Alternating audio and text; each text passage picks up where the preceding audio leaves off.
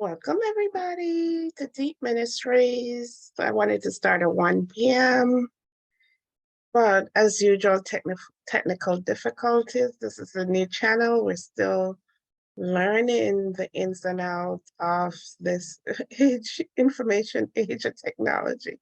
But we'll get it right one day. We'll get it. Yeah, we're going to go back into our reading of the Christ letters, where this is part 5.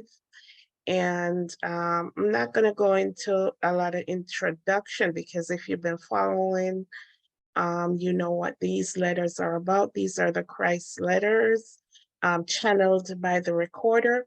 And as I always mentioned every week, this is individually I listened to them, and I think they're appropriate to take on, to read on my channel and to bring forward so others can hear them and do the research for yourself and see if they bring out something in you.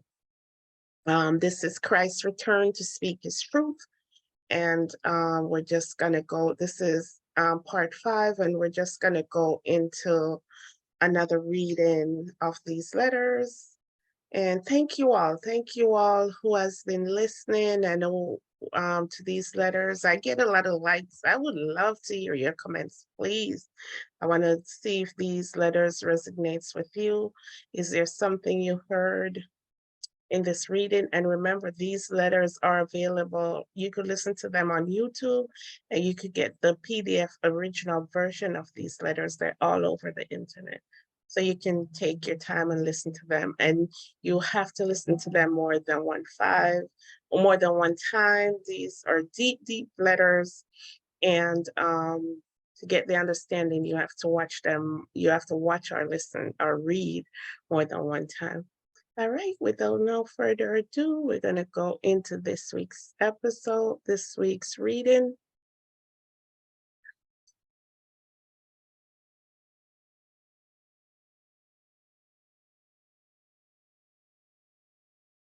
And we're going to start this week. I started this last week about the nature of the creative power.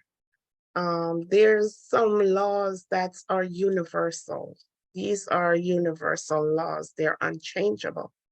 Every creation has to go by these fundamental laws. And we're going to go over them. I started these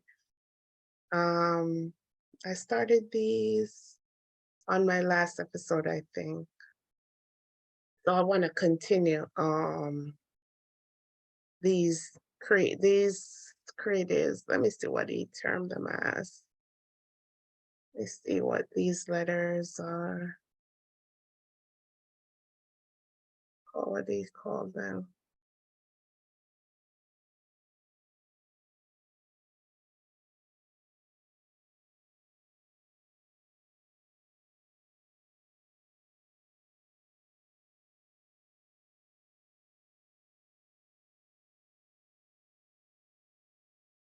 These principles. The principles and characteristics clearly observed in process of creation. And these are what they call them invariable laws governing all existence. There are invariable laws governing all existence. And I know it came in my spirit that if any of these laws aren't being followed, that's when we get divine intervention. So all creation, there's a universal law that all creation, whether good or bad, not just human beings, plants, animals. That's why you see the grass grow all the time. As God's creation, we have to grow. We have to grow all the time. And the grass grows, and you'll weed it out, and then it comes back all the time. It's just doing what it was created to do. And just as we as human beings, we're in a time where we might look like we're growing in the aspect of physical and probably wealth. Some of us are, but the spiritual aspect of us is not growing. And that's why we're in this time where they call it the end of the world. You know, is it the end of the world? Because he also it says the earth will never cease from being.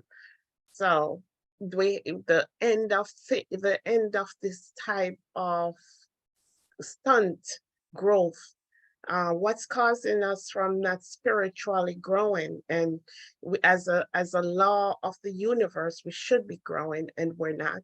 So I'm going to go into the different laws. I don't know how far I'll get, but I'll read these letters, read to see how far I can get in these letters.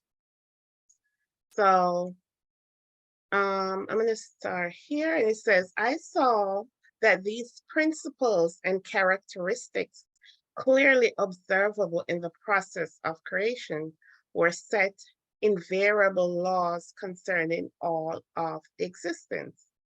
These laws are so much part of life that they are never questioned. They are undeviating and consistent, but there would be no such laws if there were no creative, intelligent power manifesting itself through the universe. These principles of creation, the characteristics of the creative power itself, are as follows. So these are principles of creation, the characteristics of the creative power.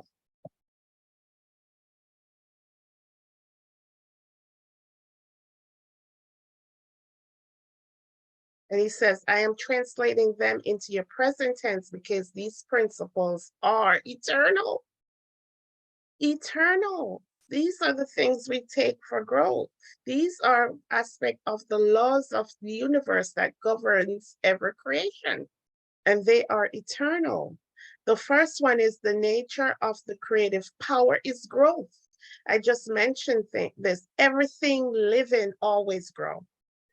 Everything living always grow, and that includes us. In spite of our difficulty, and whatever we go, we just have this innate ability to get up and keep starting again, get up and start again. As I just mentioned, that even the grass will always have to keep growing. And I never knew that this was part of the creative power, growth. And it says the nature of the creative power. And remember what the creative power is? It's the creative, intelligent power manifesting itself through the universe. Grow, grow, grow. We always have to grow. The nature of the creative power is nutrition and nourishment. Nutrition and nourishment are a normal and marvelously organized process within bodies, which is evident to all who take the trouble to consider them. So we didn't know that nutrition and nourishment is it's a divine law. Nutrition is provided for all living things according to individual preferences, and the food is digested to promote health and well-being. When little creatures are born, milk is ready supplied within the mother, ready and waiting for the newborn. This too is mystifying principle of existence none can deny. And when it talks about food and nutrition, it's not talking about external. It's talking about internal. We are created with an innate ability to get nutrition as we were born. And that's the law of the universe. So now we have, especially breastfeeding, women have the choice whether to use this creative power from the divine or use the formula that's man-made, but to each his choice. But this comes, because as the baby's born, I always wonder when the baby's born, oh, they just have that natural ability to know that they're where their mother's bosom is. You know, it's like it comes with them when they were born to find something to eat, and you don't have to teach them how to suck you. It's just natural. These things we take some time and imagine and just look at God's creation. This is part of God's creation that comes, something that comes with God's creation.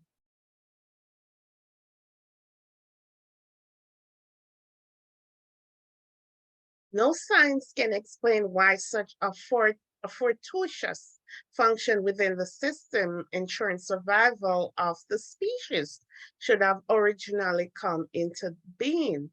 The actual function itself may be understood, but not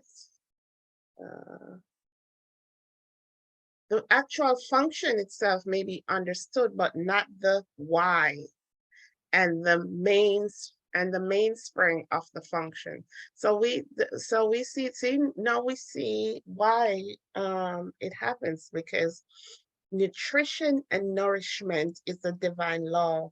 It was created, it's eternal. That's part of the law of the universe.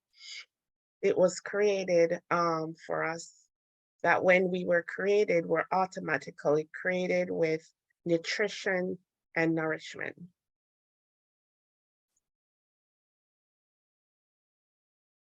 Let me read this again.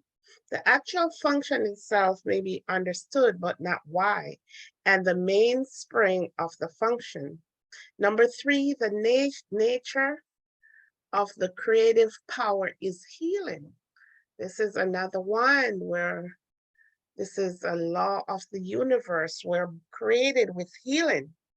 Healing is a natural characteristics of existence and can be said to be natural perfecting process which take place to ensure individual comfort, but none can explain what prompts the activity of healing. Oh, none can. So we know that healing comes with us. It's the natural characteristics of of our creation by our maker. That is, you call it that divine intelligent mind. It seems as if when someone was planning to create us, these were the things that was considered. Our first is our growth. We have to that's universal law. And anyone that try to hinder these things, that's what we call karma. Hinder your growth, hinder your healing, hinder your nutrition. These are nature's gift to man. Okay, verse 4, in that first. Number 4 is the nature of the creative power is protection. Protection. These are innate.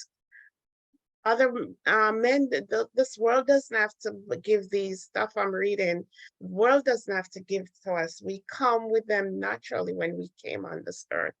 Protection is an integral characteristics of the creative power, and all of its seeming miraculous activity in the world is geared towards protection.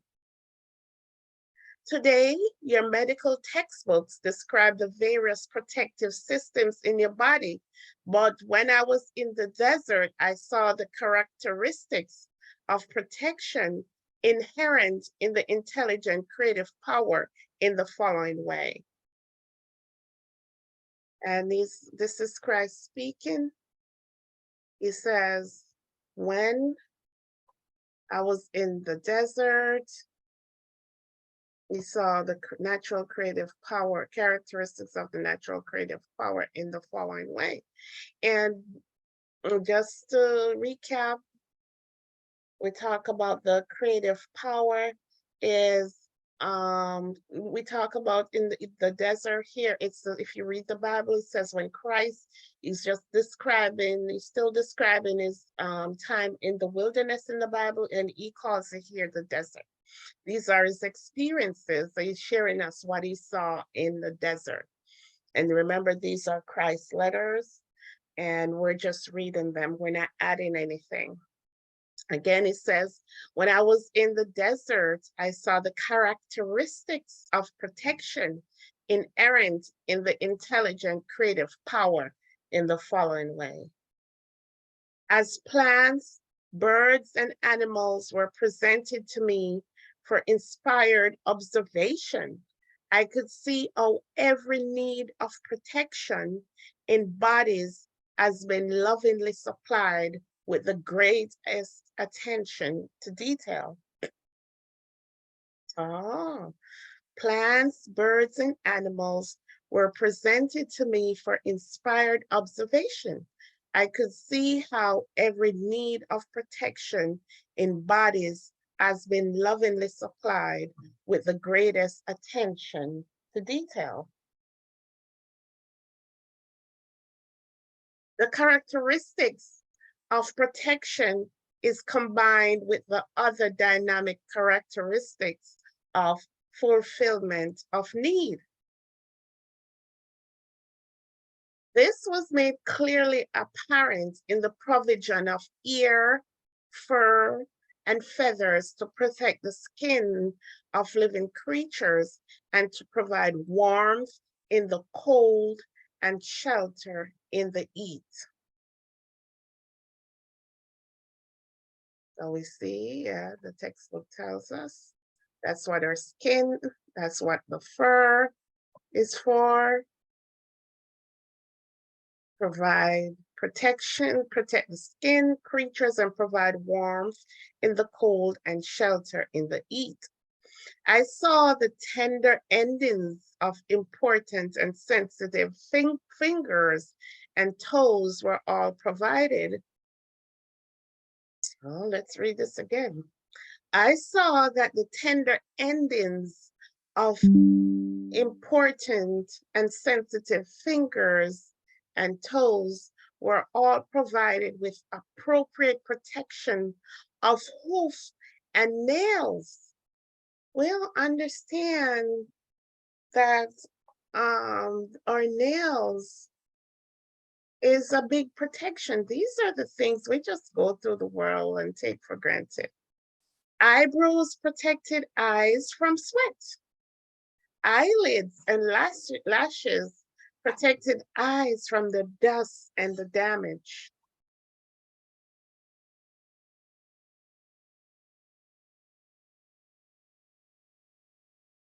I realized that those animals which attracted flies were equipped with a kind of tails which would most speedily get rid of them. See?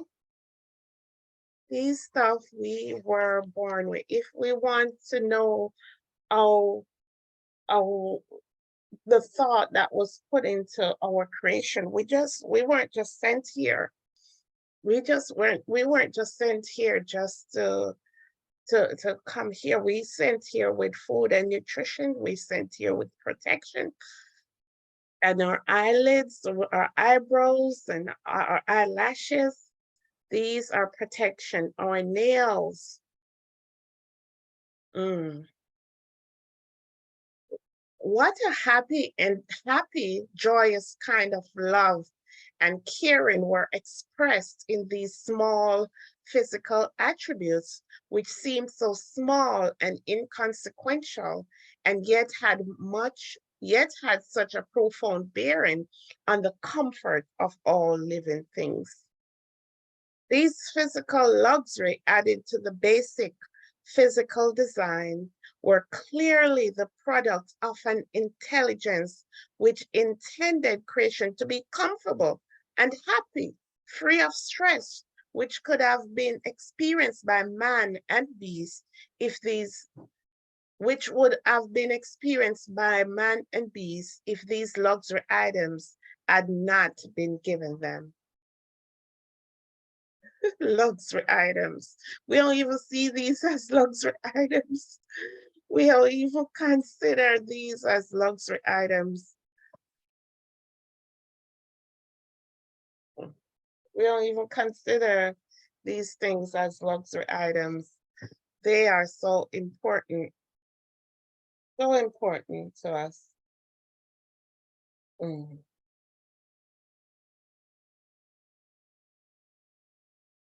So important to us.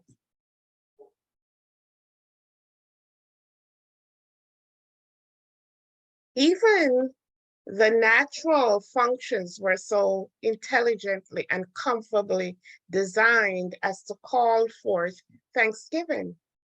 Every tucked, everything tucked so neatly out of sight.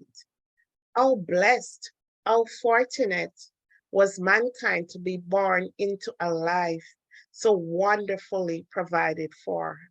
Again, my praises soared, and I was lifted on an inner golden light of rapturous, rapturous mean pleasure and enthusiasm, wonder. For I now saw that in addition for I now saw that in addition to freedom from stress, living creatures were also meant to express the exuberant, loving nature of the creative power. Yes, freedom of stress, freedom of stress. Before all these modern technology, our ancestors, they use our body to heal ourselves. They use what's around us without, and we would call them primitive nowadays, you know, we would call them primitive, but we're seeing that we were created with everything we needed, we were created with. Everything we need, we were created with.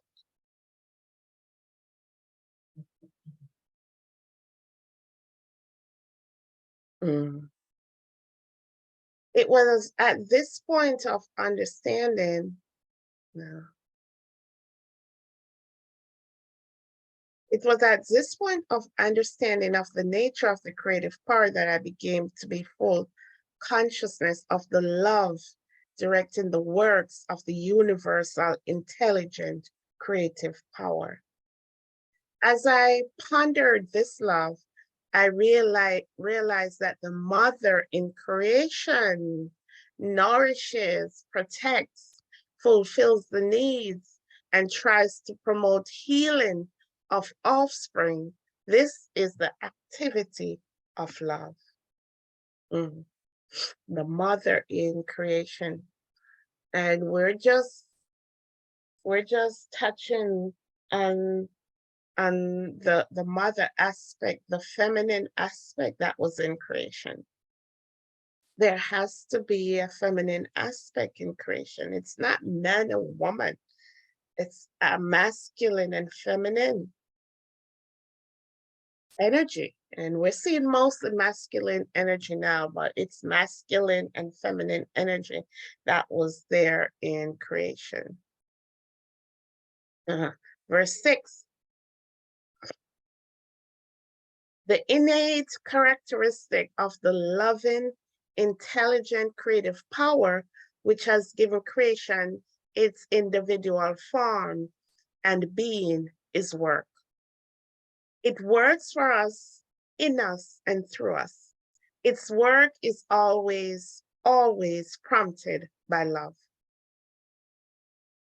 Let me read that again. Number 6. These are laws of the universe that I'm reading, these are the laws of the universe that every creation was created with. They are eternal. All of God's creation come with these.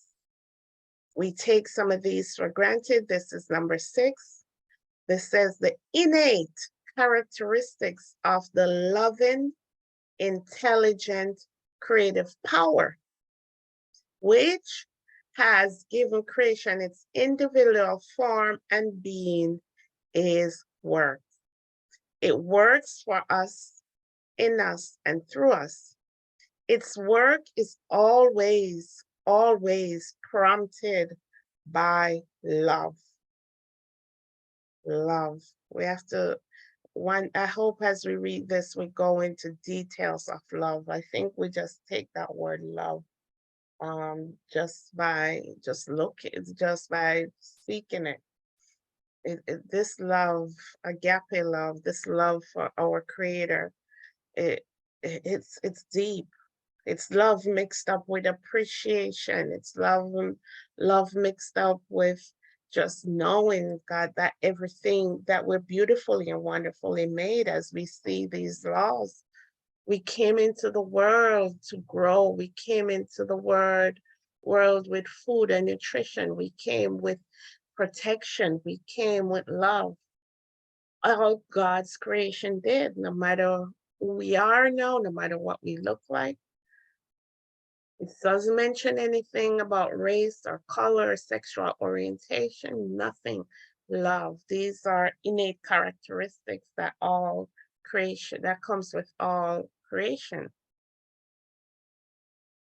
And it says, the cosmic revelation filled me with joy and astonishment. What a wonderful world we lived in. It was culminating, it was the culminating point in my enlightening and my overall view of the truth concerning the source of all being. So in Christ's enlightenment, this is what he observes. Christ's enlightenment.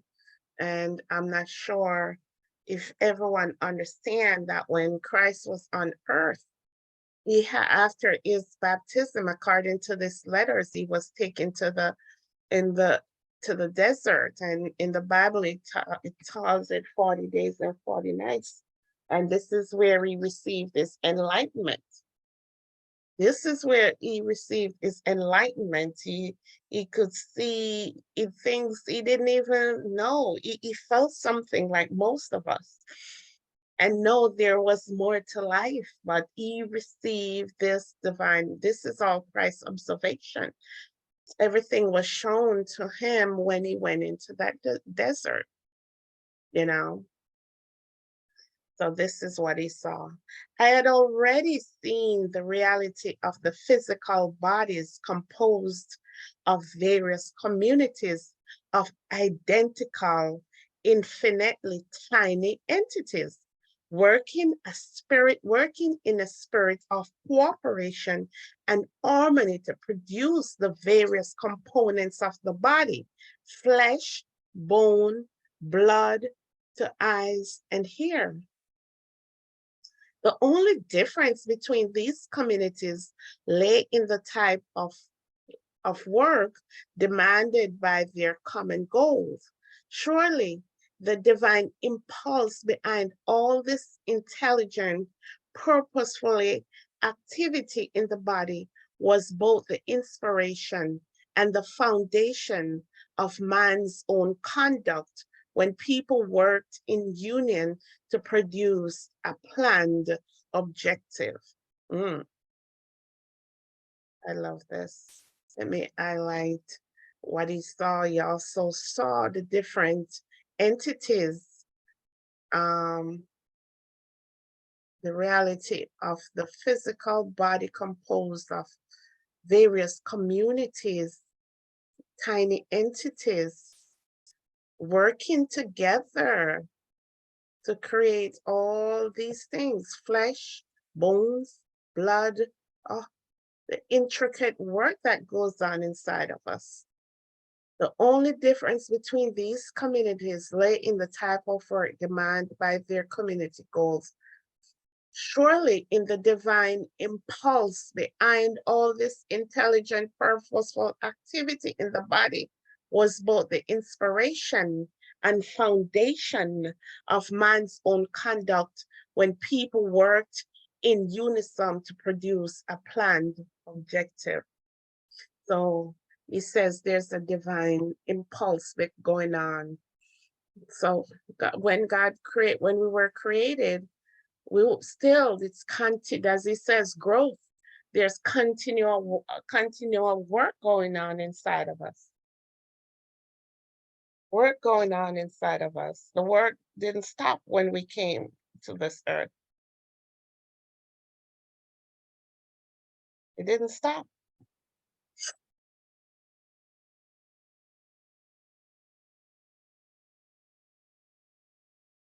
So surely the divine impulse is behind this. They drew intelligence and purpose from the creative power.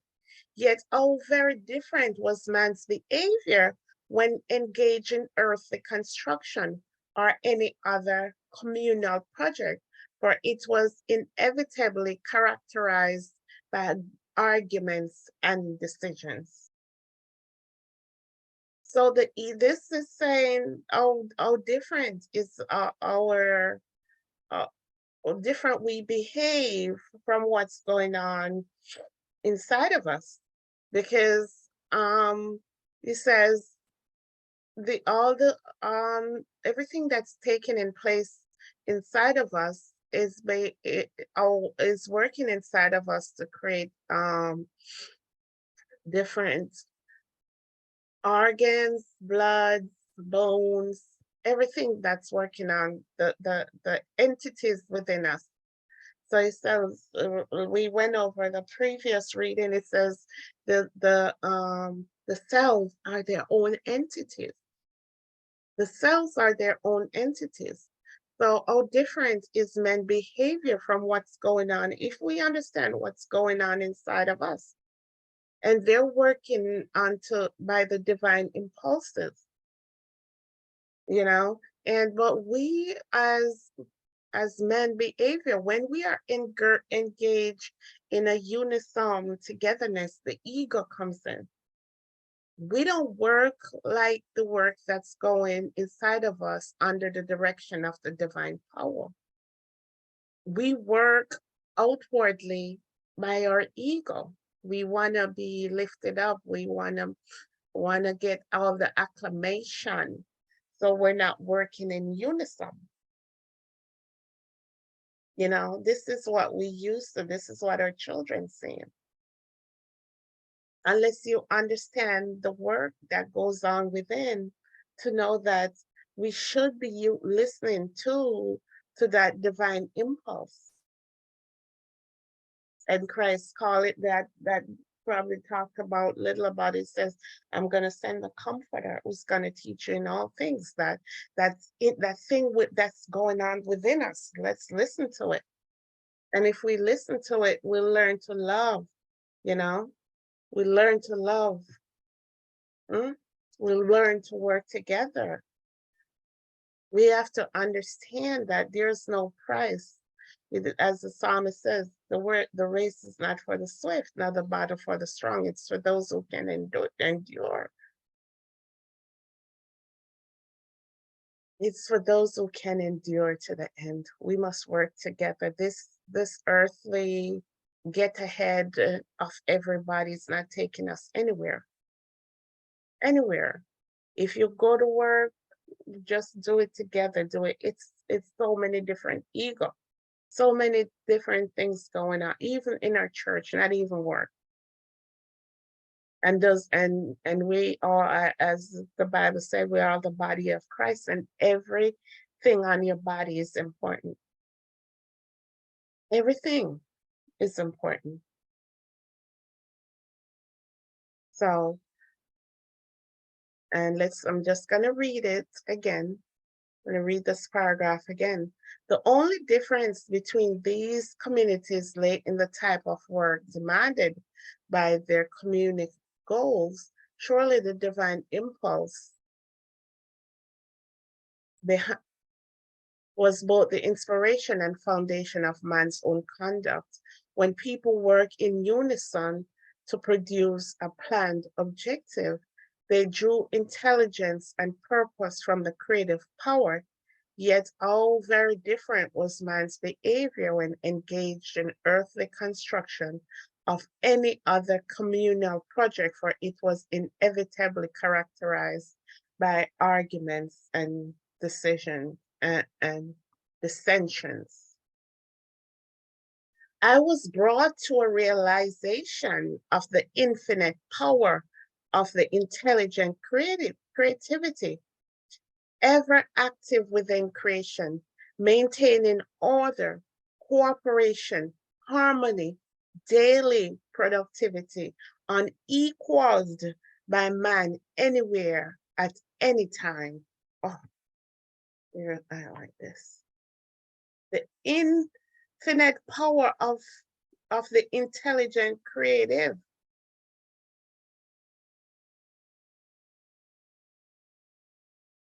Infinite power of the intelligent creativity, ever active within creation, maintaining order, cooperation, harmony, daily productivity, unequaled by man anywhere at any time. Oh my gosh, this really opened my eyes because it shows that there's divine work constantly going on in us, constantly going on in us. Oh wow. Infinite power, intelligent creativity, but we're so busy we can't understand this. So another law of the universe is survival. Survival. Work was number 6. Now we're on survival. Survival was a natural characteristic of the creative power. In every case, the most wonderful provision had been made for all living things to grow, be healed of illness and injury, nourished in order to keep the body healthy, and to produce its own kind in order to ensure survival on the earth. This was the only reality mankind could be absolutely sure of, and its activity was consistent here in and here out. The sun, moon, stars all remained in their places for millennia, and I was recognized that they all possessed their own paths of movement. This phenomena was all part of the grand scheme for survival in creation. If this was so, how could there not be survival of the eternal flame of loving, intelligent, creative power hidden within the created entities of every kind in the universe? Therefore, this world was but a shadow and image of the hidden worlds of loving, intelligent, creative power beyond this dimension. The reality of the entirety of creation lay beyond the visible world. Oh my gosh, oh my gosh, oh my gosh. It says survival, survival. This is another law for God's creation. We're created to survive. That's why we have children. He says, even the sun, moon, stars all remained in their places for millennia, and I view and recognize that they all possess their own paths of movement. This phenomena was all part of the grand scheme for survival in creation. Every creation wanna be survived. If this was so, how could there not be survival of the eternal flame of loving intelligence, creative power hidden within the created entities of every kind in the universe?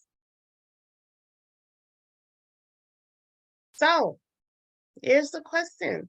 If you believe that the survival is a law, what he's saying, survival is a law of the universe. So he's saying that hidden within us is the loving, intelligent, creative power hidden within the created entities of every kind in the universe.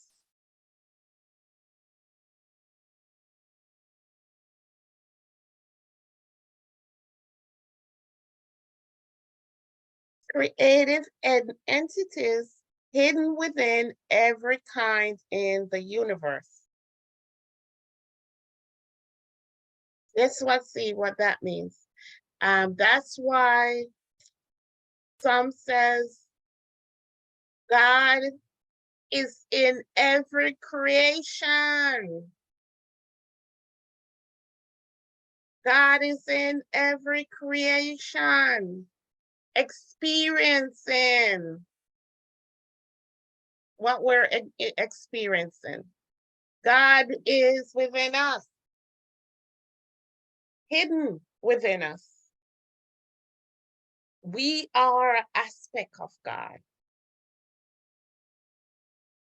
Therefore, the world is but a shadow. And if God is in us, this world is just a shadow and image. Oh, we have to wake up. We have to wake up. Therefore, this world was but a shadow and image of the hidden worlds of loving, intelligent, creative power beyond this dimension.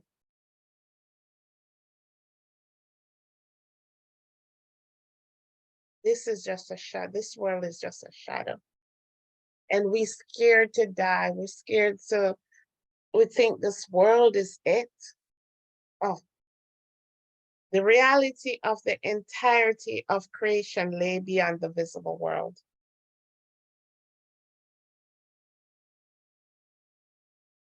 This is what you see some people's getting this revelation.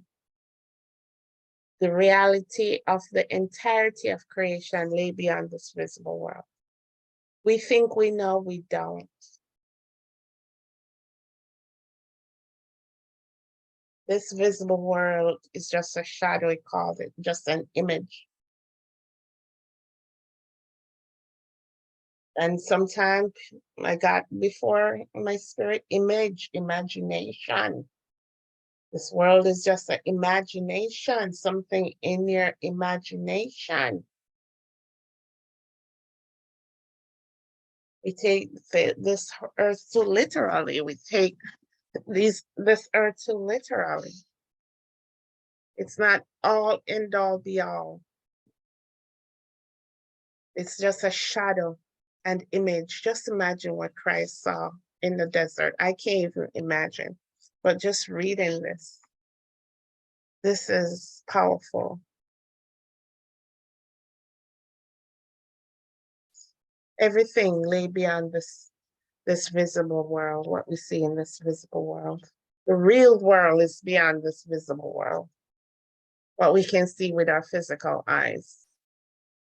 Number 8, the inherent characteristics of loving, intelligent, creative power was rhythm.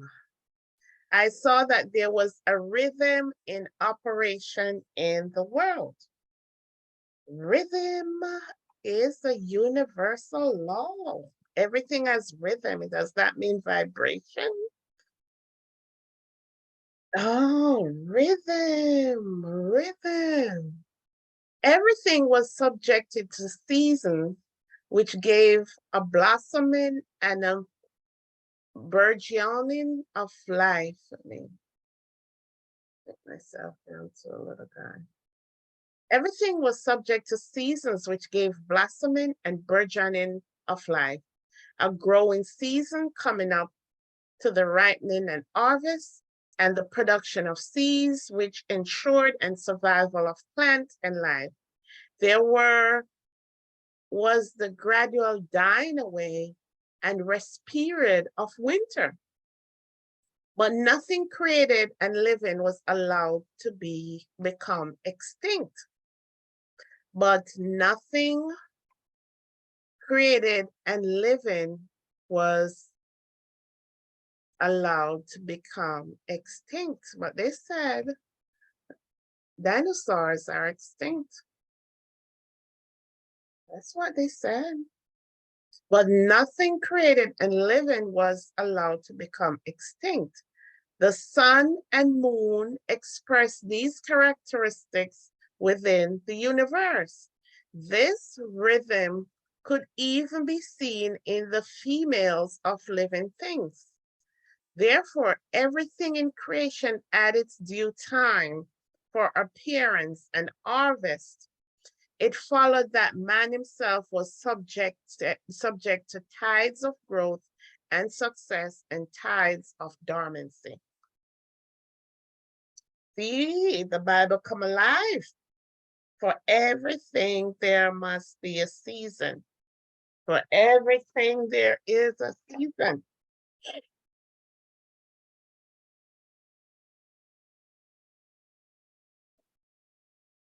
For everything, there must be a season. A time to plant, and another scripture says a time to plant, a time to grow. Everything, that's the rhythm of life. That's the rhythm of life. It's a divine law. It's eternal. Can't get over it. So if you're going to look to have bliss all the time, something's wrong. You're not. The creative power mind, the divine law is not in you. This is what rhythm is. Oh, this is beautiful.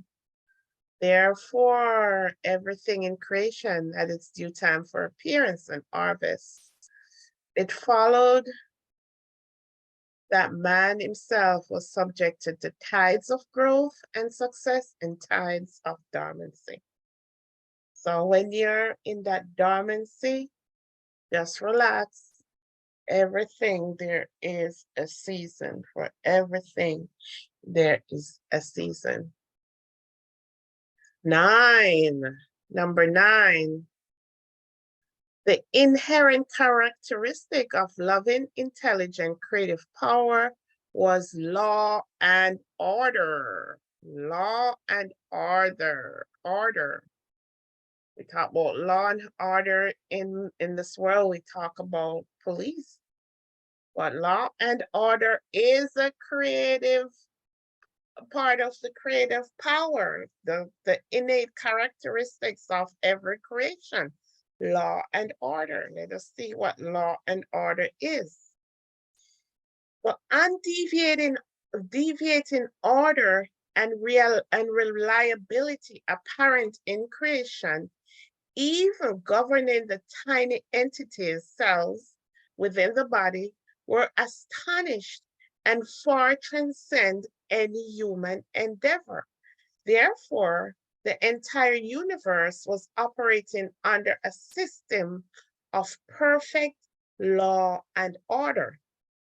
I realized on ever higher and higher levels of spiritual exaltation that the creative power exhibited intelligent purposefulness and loving concern all living things.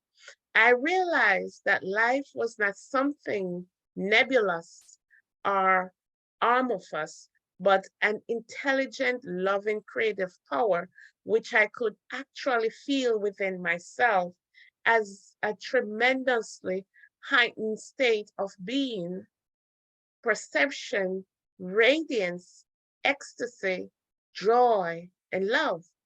I knew myself to be one with it, filled with it, and I was one with everything around me and one with the sky and stars. And most wonderful and glorious of all, the very nature and function of this Father, creative power was to work in order to create joy, beauty, and comfort to ensure mankind's well-being, to work within mankind to provide interior joy, wealth, and comfort, and to work through mankind inspiring him with new realization and understanding. Wonderful vistas of glorious creativity came to mind once we became truly at one, purified channels and instruments of the intelligent creative power. We could gradually ascend in consciousness until the truly express until we truly express through our minds and arts the very nature of the universal creative power. Then life on earth would indeed become a state of heaven at all times, that we would enter into a state of eternal life. Oh my gosh, this is a mouthful. We're waiting to go to heaven to enjoy these things. We're waiting to go to heaven to be at peace. We're working to go to heaven. We're not even waking. We're not even enjoying life here. We're working to go to heaven. But I have to read this paragraph again. I'm going to go back and read 9, law and order. Everything is done under law and order, not the physical one that we see men has. And you see how the world mimics universal law. The world mimics the universal law. And you try not to come against universal law. It says earlier it's unwavering. It's unwavering. So we're gonna look at this universal. Read this again. The universal law and order was law and order. The undeviating order and reliability apparent in creation. Okay. The undeviating order and reliability apparent in creation, even governing the tiny entity cells within the body, was astonishing and far transcend any human endeavor. It even governs even the tiniest cell in the body. Therefore, the entire universe was operating under a system of perfect law and order. I realized on ever higher and higher levels of spiritual exaltation that the creative power exhibited intelligent purposefulness and loving concern for all living things. Loving concern for all living things, not just some. I realized that life was not something nebulous or amorphous. Let me look for these words. Nebulous, what this word nebulous means. Nebulous.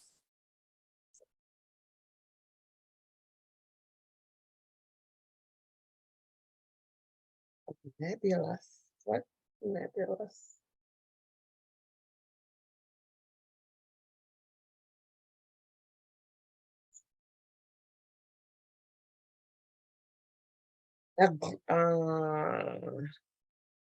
Unclear, nebulous, or vague. Unclear, vague, or ill-defined.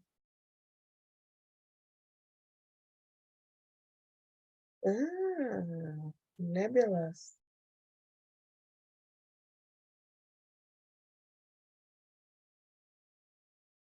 Vague. What's a nebula representing? We found worldly after all. A net cloud or dust. Mist cloud. So cloud are vague. It's not bright. and amorphous. What's amorphous? Amorphous.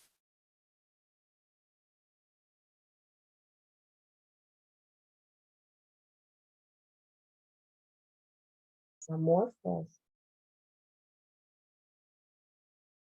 Without a clearly defined shape or form.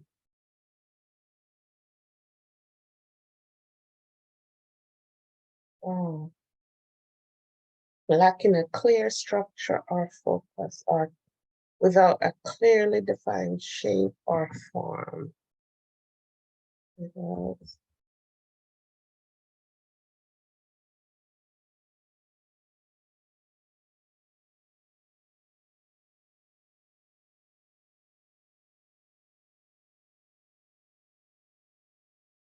without a clearly defined shape or form.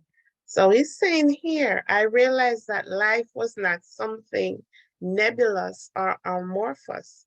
That means life life wasn't unclear, life wasn't vague, but an intelligent, loving, creative power which I could actually feel within myself as a tremendously heightened state of being, perception, radiance, ecstasy, joy, and love.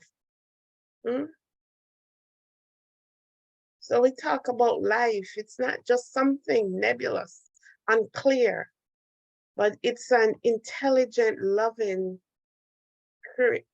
creative power which I could actually feel within myself as a tremendously heightened state of perception, radiance, ecstasy, joy, and love. That's what life means. That's what life means. That's what he felt life means. I knew myself to be one with it, filled with it, and I was one with everything around me, one with the sky and stars. Huh? Oh, we think we're so different. Huh? We think we're just so different.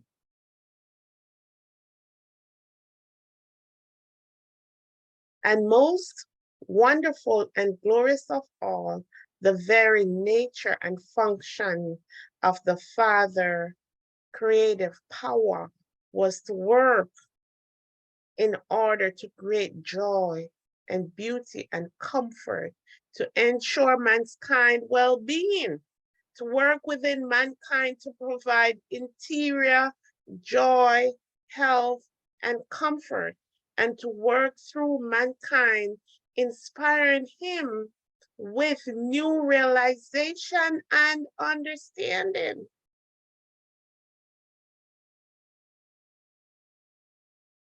Hmm? Why the Bible keeps saying we don't know him?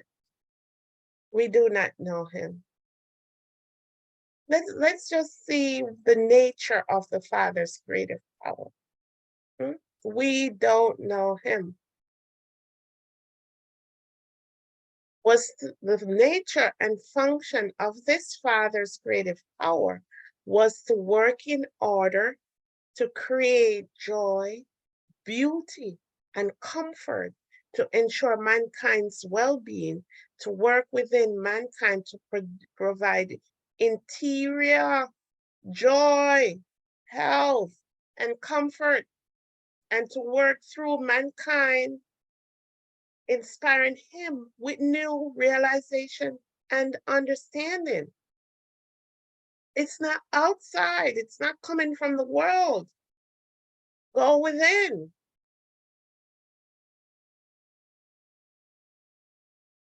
Oh, that's the nature of nature and function of this Father, creative power. Wonderful vistas of glorious creativity came to mind. Once we became truly at one, purified channels and instruments of the intelligent creative power, we could gradually, let's show we can ascend. Hmm? Let's start here. Let's start here. Once we became truly at one, purified channels and instruments of the intelligent creative power, we could gradually ascend in consciousness until we truly express through our minds and arts the very nature of the universal creative power. Hmm?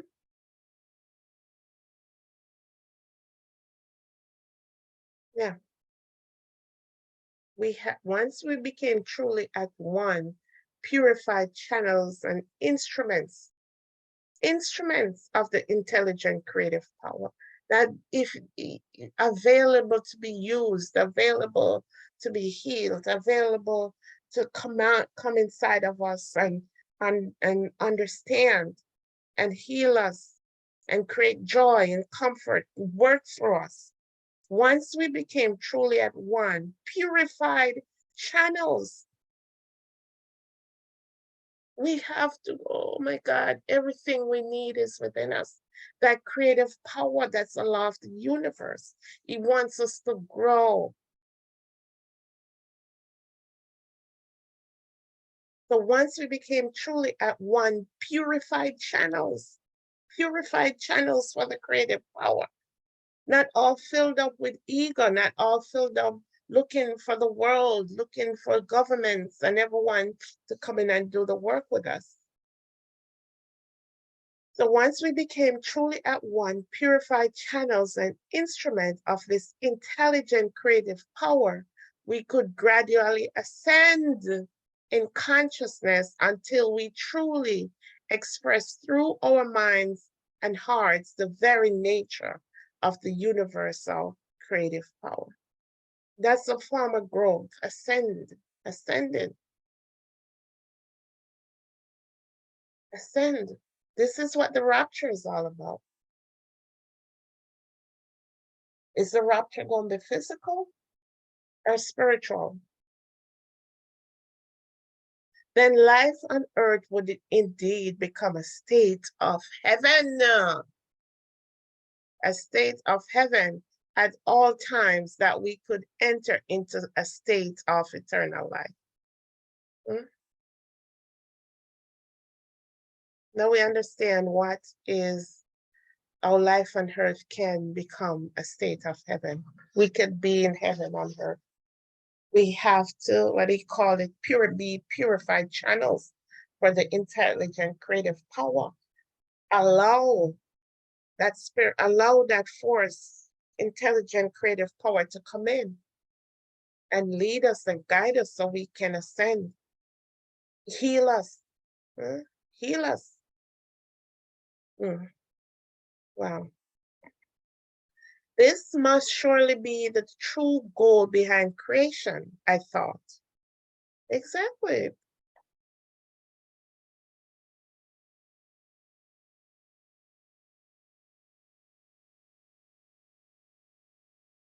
And it came to me with a surge of elation and loving joy that this was the purpose for which man had been evolved and developed. But even at this present time, although mankind was so very imperfect in its behavior, absolutely nothing was impossible to him in the future, since despite his wrongdoing, he was one with the creative power, and the creative power was within him, giving him life, limb, and everything else he needed. How can we have gotten it so wrong? Hmm? Everything you need is within you. How could we have gotten it so wrong? Oh, we're sinners saved by grace. And oh, really? Oh, wow. This is so loving. Mm. Let me see what Christ says again. And it came to me with a surge of elation and loving joy that this was the purpose And it came to me that with surge of elation and love and joy, that this was the purpose for which man has been evolved and developed. Evolved and developed. But even at this present time, although mankind was so very imperfect in its behavior, absolutely nothing was impossible to him in the future, since despite his wrongdoing, he was one with the creative power, and the creative power was within him, giving him life, limb, and everything he needed. Huh? The creative power is within him. Oh, but some of us think we're not worthy. We can't even mention that. Mhm.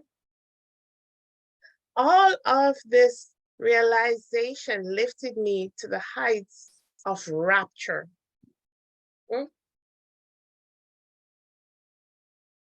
All this realization lifted me to the heights of rapture, elation, and sublime ecstasy, so that I was scarcely able to bear it. I felt my body must dissolve with the expansion of power within me. I was eradicated with light and could see it all around me, illuminating the desert scene. Oh my gosh. My heart sang in praises. How wonderful and beautiful was the loving creative power which worked in, through, and for us unceasingly. What a miracle was creation, I cried out loud. Mm? Just imagine that. Christ just telling us what he experienced when he was in the desert.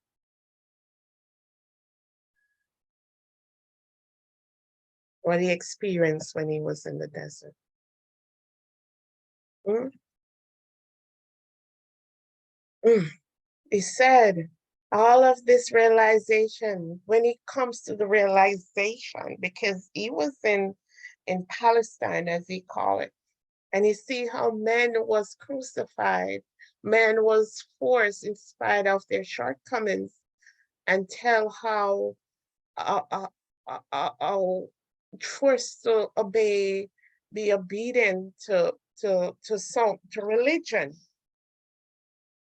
to religion. So when he realized this, he was, because he was always against the way religion was carried out back then when he was on earth, you know, that this doom and gloom and oh, Jehovah's gonna do this and Jehovah's gonna do that.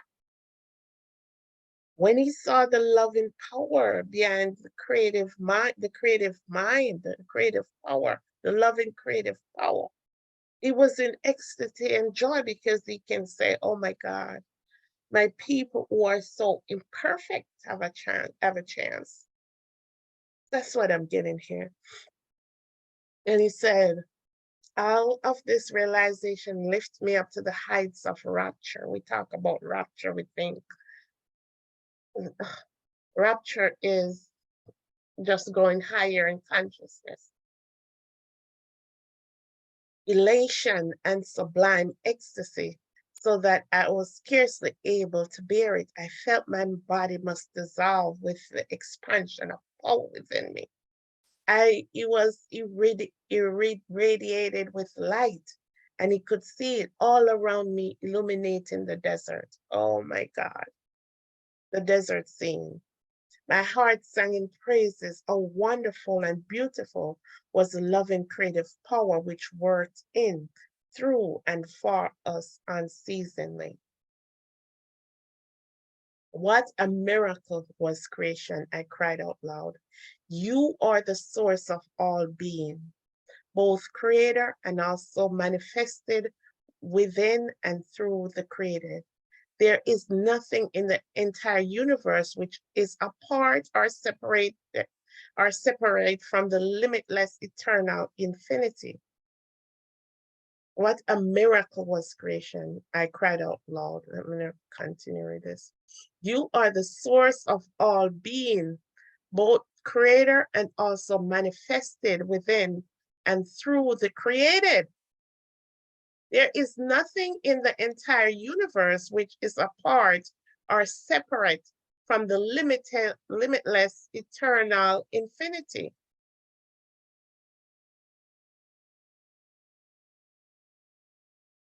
Eternal infinity, extending only love to each other.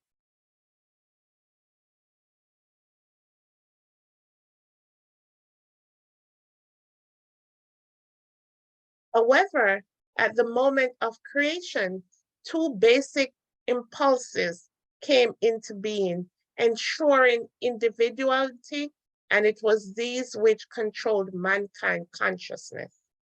So we're going to see. However, at the moment of creation, two basic impulses came into being, ensuring individuality, and it was these which controlled mankind consciousness. These impulses were explained to me in detail, but this knowledge is reserved for a future letter, which you will be better able to understand it. I was shown the following vivid vision. Okay, let's see the vision. First of all, I saw a newborn babe as light, a life form of creative power. I like this.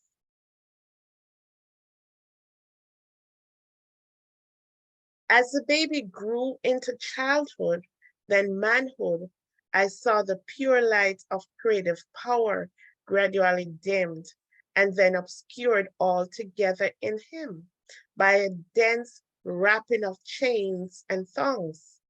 I questioned the meaning of the vision, and there came to my mind a clear understanding which may be expressed in the following words. I think everyone's listening to this probably. I can understand why. Oh, that's why it says we have to be like a little child. You know, we have to be like a little child. First of all, we saw a newborn babe as a light, a life form of creative form. Yes, coming in my spirit, they say we're born in sin and shaped in iniquity. But this doesn't say anything about a sin. Newborn babe as light, a life form of creative power when you see those babies. From birth to death, people believe and insist that their five senses of sight, hearing, touch, and smell and taste correctly predicate the reality of themselves and the universe around them. Therefore, because they draw their mind power direct from divine creative power, it is done to them according to their beliefs. Do we really understand what this says right here? Do we really understand what this says right here?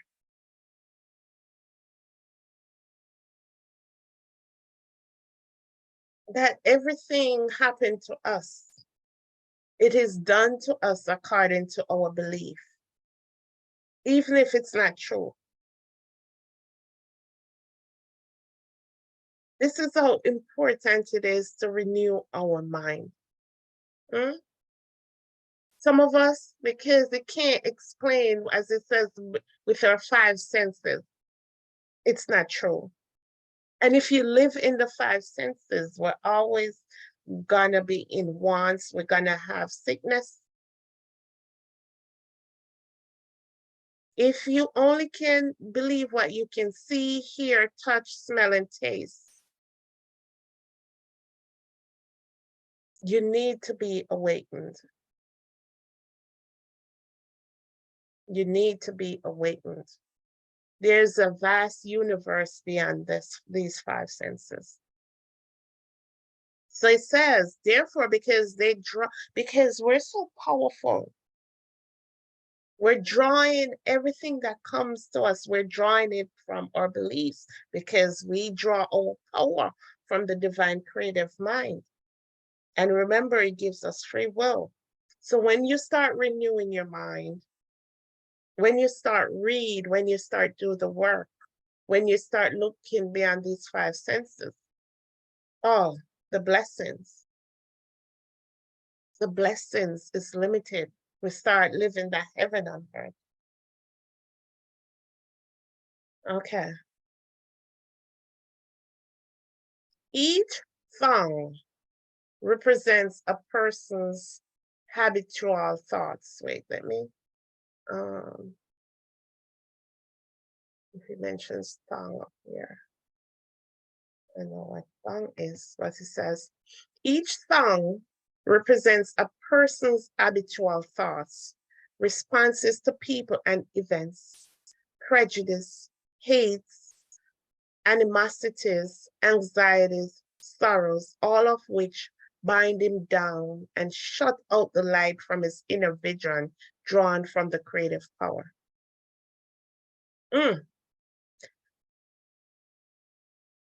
Let's see.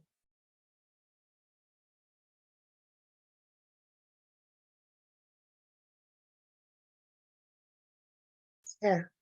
Each song represents a person's habitual thoughts, what we think, responses to people and events, response to people, when people can trigger you, when events can trigger your energy, when everything you think is of God, prejudice, hates, animosities, anxieties, sorrows, all of which bind them down.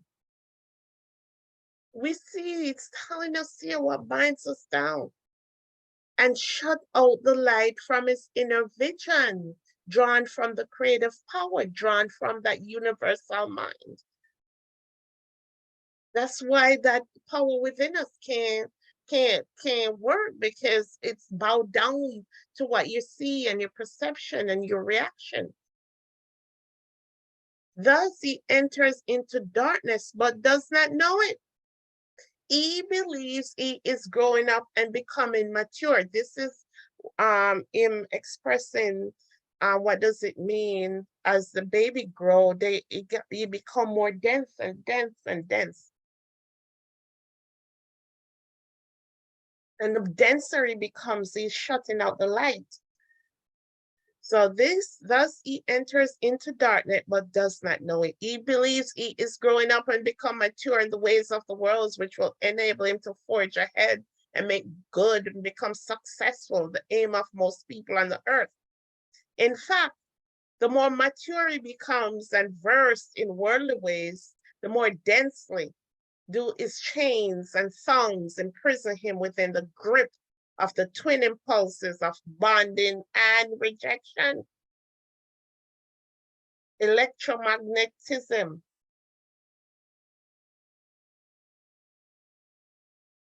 Oh, wow.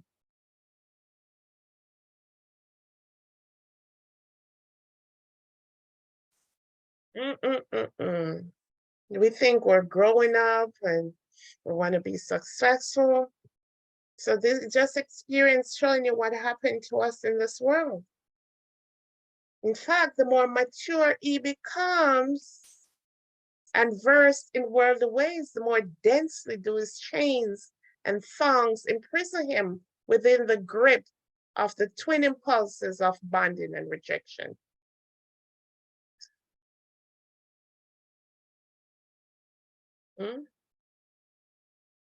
Bonding and rejection. You attract.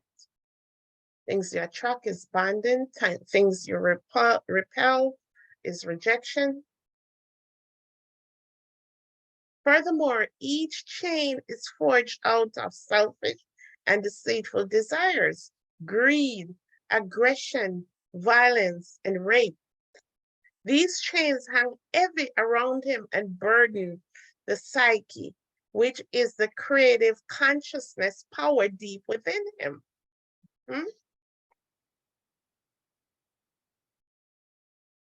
Burden the psyche, which is the creative power within him.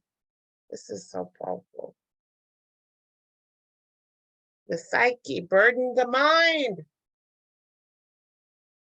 Burden the mind. Burden the mind. You can't create. Chain and song will bring him tighter with ever passing year until he realizes what he's doing to himself and sincerely repents each song and chain and makes due restitution to others whom he has harmed.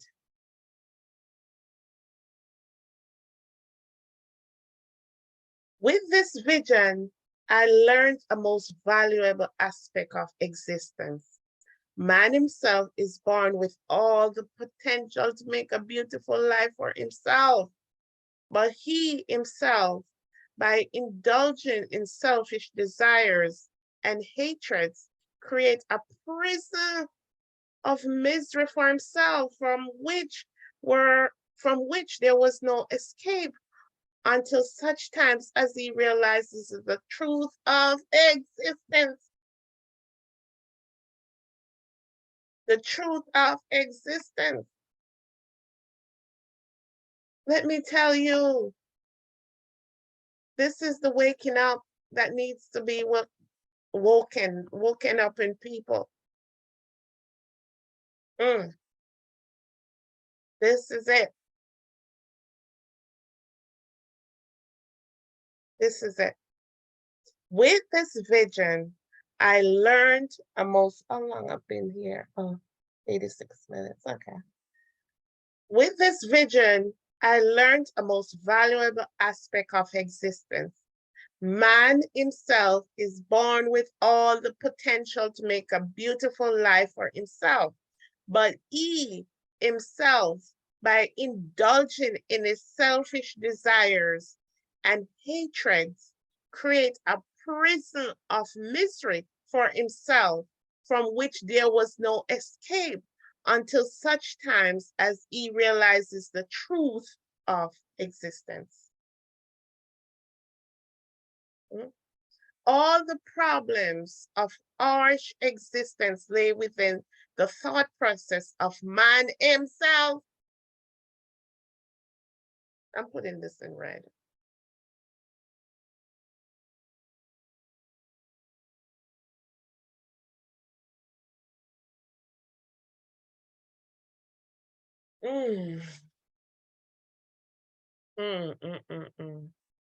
This is so powerful. We have to know the truth of existence. And I hope if anyone listened to this, somehow find the truth of existence.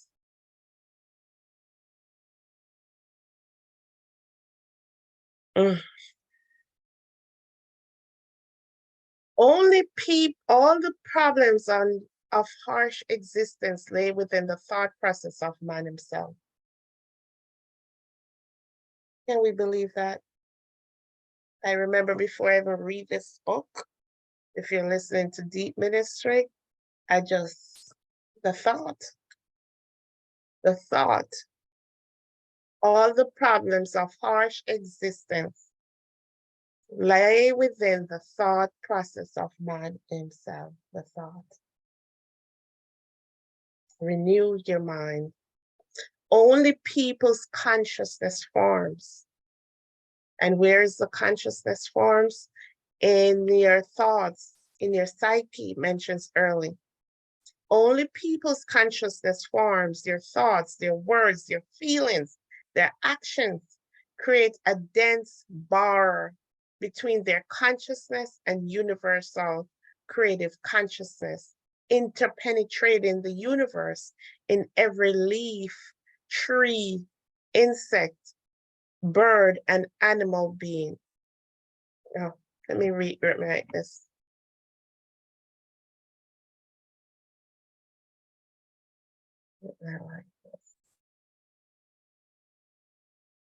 Only people's consciousness forms, their thoughts, their words, their feelings, their actions created a dense bar between their consciousness and their universal create consciousness, interpenetrating the universe in every leaf, tree, insect, bird, and animal being.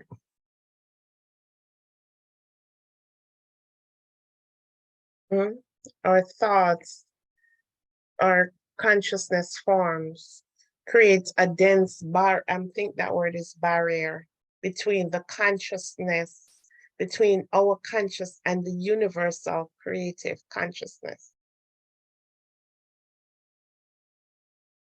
The universal creative consciousness that interpenetrates the universe in every leaf, tree, insect, bird, animal, and human being.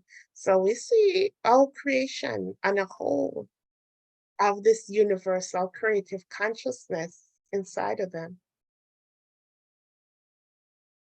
not just us. I was also shown the laws of existence controlling the human ability to create new circumstances and environment, relationships, achievement or failure, prosperity or poverty. Oh.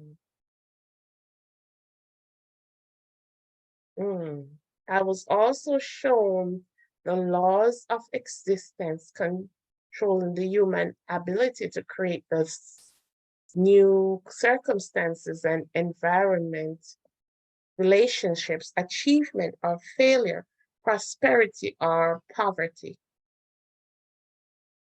Whatever man profoundly believes himself to be, good or bad, that will he become. Whatever man fears others will do to him, so will they do. Whatever man hopes that others will do to him, he must first do to them, since he is then creating a consciousness patterns which will return to bless him to the extent he has blessed others. Oh, I think I'm going to stop after reading this. Oh my gosh. Whatever disease man dreads, so will he become prey to it, for he will have created a consciousness pattern of the very thing he least wants to experience. Whatever is sent forth from man's mind and heart returns to him in due course, in some form or another. But remember that like always breeds,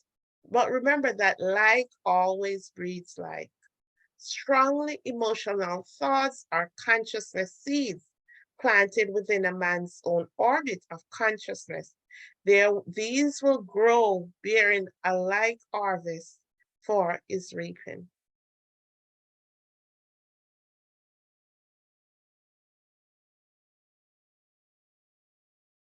These these are the fruits of free will. There is no way that man may escape what he thinks, says, or does, for he is born of the divine creative consciousness power and is likewise creative in his imagining. Oh my God.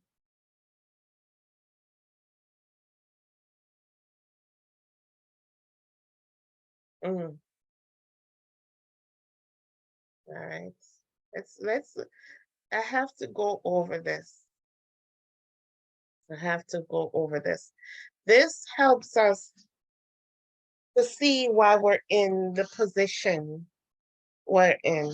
That it's not the enemy, it's not the devil, it's us.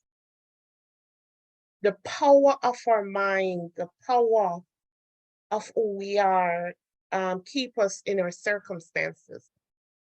So I'm gonna highlight this, and this should be put on a t-shirt somewhere. Because we think sometimes it's obvious, we think sometimes it's us. It's all us. It's all us. We're hampering ourselves. We're hindering ourselves. And I see myself right in here. Right in here. Okay, let me sit up. Let me get ready to read this again. Only people's consciousness forms, their thoughts, words, feelings, actions created a dense barrier between their consciousness and the universal creative consciousness interpenetrating the universe in every leaf, tree, insect, bird, animal, and human being. I was also shown the laws of existence. We talk about these laws in the world. There's some divine laws that's controlling our everything. I was also shown the laws of existence controlling the human ability to create new circumstances and environment, relationships, achievements, or failure, prosperity, or poverty. I have to read this again. I was also shown the laws of existence controlling the human ability to create new circumstances and environment, relationships, achievement or failure, prosperity or poverty. Whatever man profoundly believes himself to be, good or bad, that will he become. Whatever man fears others will do to him, so will they do. Whatever man hopes that others will do to him, he must first do to them, since he is then creating a consciousness pattern which will return to bless him to the extent he has blessed others. Let's read that one again. Whatever man hopes that others will do to him, he must first do to them, since he is then creating a consciousness pattern which will return to bless him to the extent he has blessed others.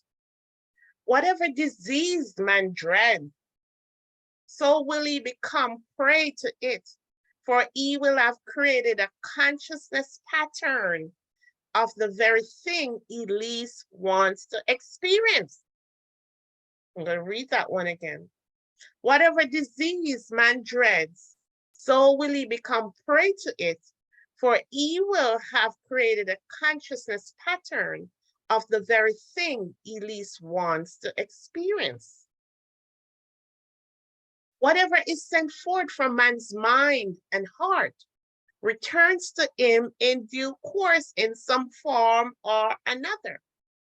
But remember that, like always, say that again, whatever is sent forth from man's mind and heart returns to him in due course in some form or another.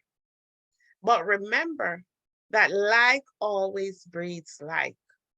Strongly emotional thoughts are consciousness seeds. Strongly emotional thoughts are consciousness seeds planted within a man's own orbit of consciousness. These will grow, bearing a like harvest for his reaping. So remember, what you put in your mind and heart will return to you in due course. You don't even have to speak it. Strongly emotional thoughts are consciousness seeds. Be careful. Planted within a man's own orbit of consciousness. These will grow, bearing a like harvest for his reaping. You reap what you sow. This is the Bible coming to alive. You reap what you sow. These are the fruits of free will. When you say, yeah, oh, God give us free will, this is it. Whatever you sow, you will reap. There is no way that man may escape what he thinks, says, or does, for he is born of the divine creative consciousness power and is likewise creative in his imagining. We're cut from that creative power. We call him God. He is born of the divine creative consciousness power and is likewise creative in his imagining. Renew our thoughts. Everything we're going through is us. Oh my gosh.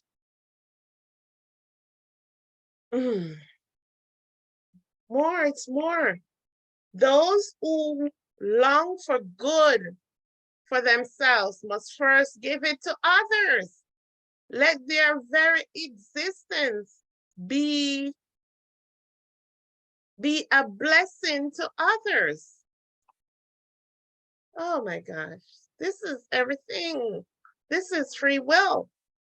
Those who long for good for themselves must first give it to others. Let their very existence, let me get down here, be a blessing to others. Be a blessing to others. When such people are in harmony with all others, they are then perfectly attuned to the universal creative conscious power. When such people are in harmony with all others, they are then perfectly attuned to the universal creative consciousness power. And they are brought into the flow of the Father nature, which is growth, protection, nourishment, physical, mental, spiritual, healing, fulfillment of need within a system of law and order.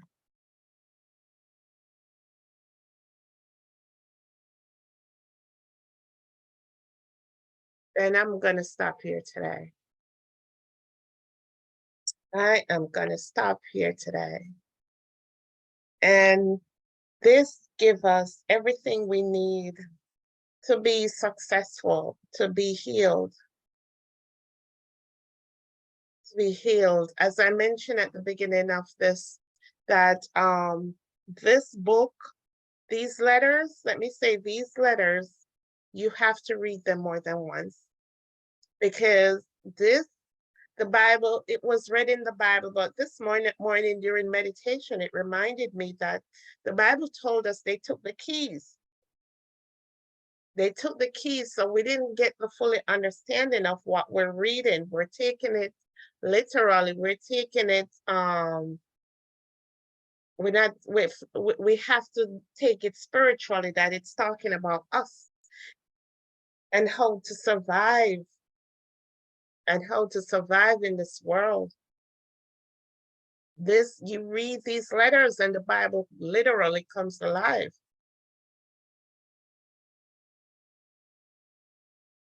These are universal laws that we're reading in the Bible. And if you mention universal laws to anyone, he talked about free will. Mm? When it talks about free will, it's a universal law that trumps everything. That trumps everything.